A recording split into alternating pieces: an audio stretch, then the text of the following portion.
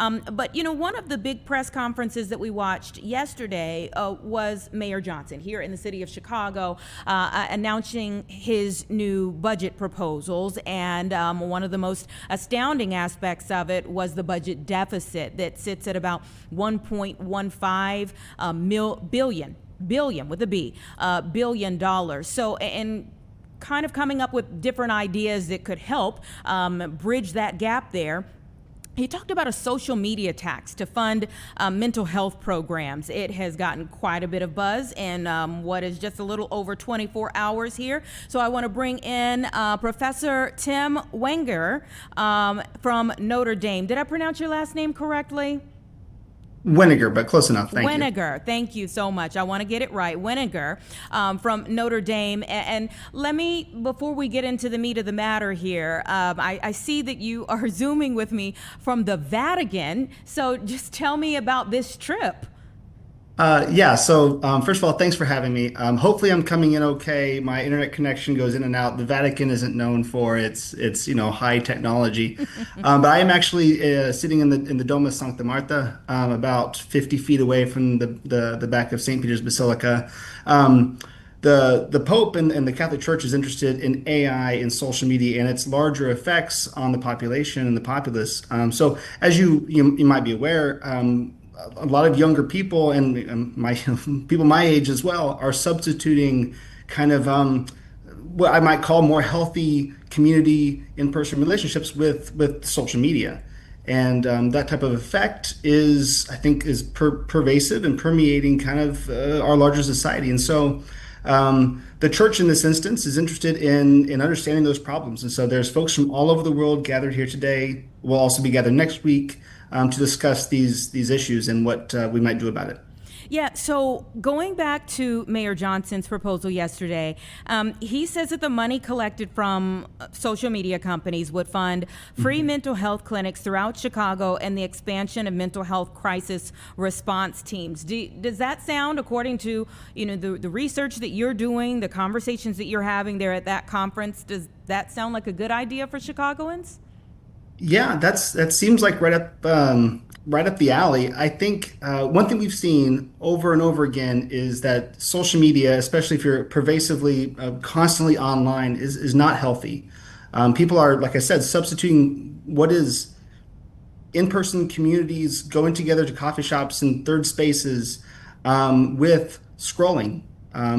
So I flew in the airport here, and if you've gone to O'Hare or Midway Airport recently and you go into the lounge, what's everyone doing? Well, they're scrolling on their phones because there's something kind of innately interesting about that flashy box that draws us in, and it's causing an enormous amount of mental health issues. And so the proposal here in this particular case is to have an excise tax on the large social media companies to help pay for the ills that they are causing.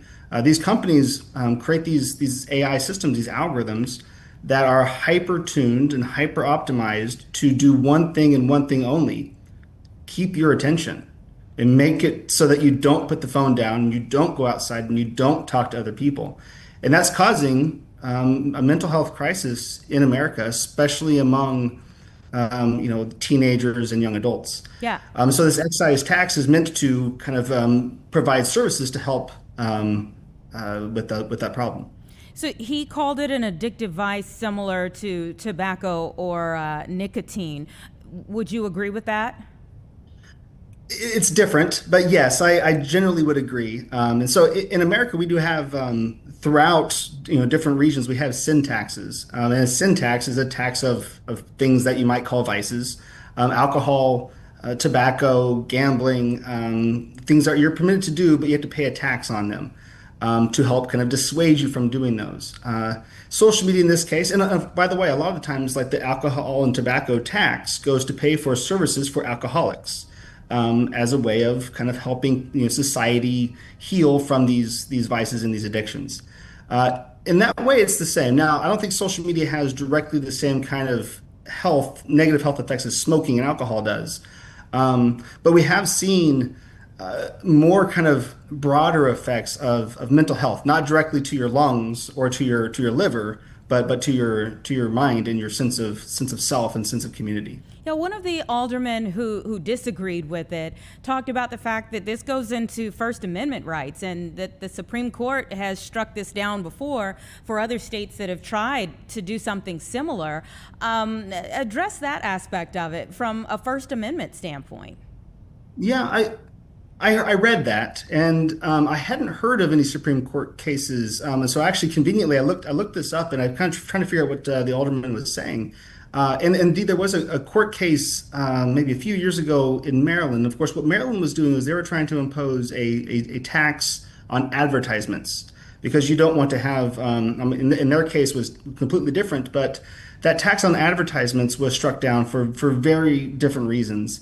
In this case is a very different case, and it has there is no Supreme Court case about free speech by having an excise tax. Now, this idea of the Supreme Court shut down that other Maryland case because in the law that they were talking about, social media companies were not allowed to talk about the fact that they were being taxed, and so there's actually a gag order on social media companies, and that was the free speech problem. It had nothing to do with social media users and a tax on social media users. It had to do with the social media companies being prohibited from talking about this tax.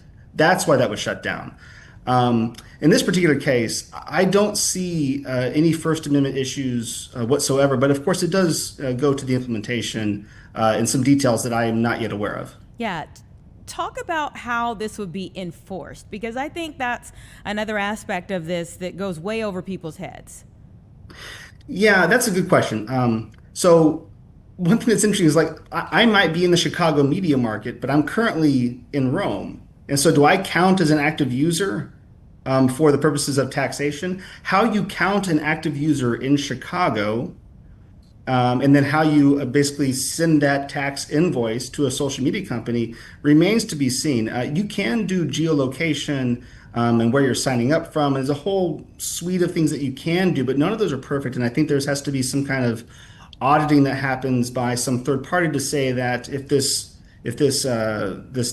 bill goes into effect, that Chicago is sending the right invoice to the right companies for the right amount.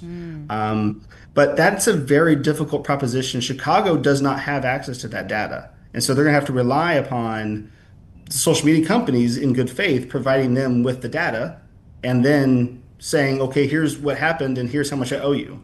I don't see how Chicago can enforce that other than something that is more creative than what my imagination is. Yeah, you said in good faith, so me telling you, here's how much I should be charged.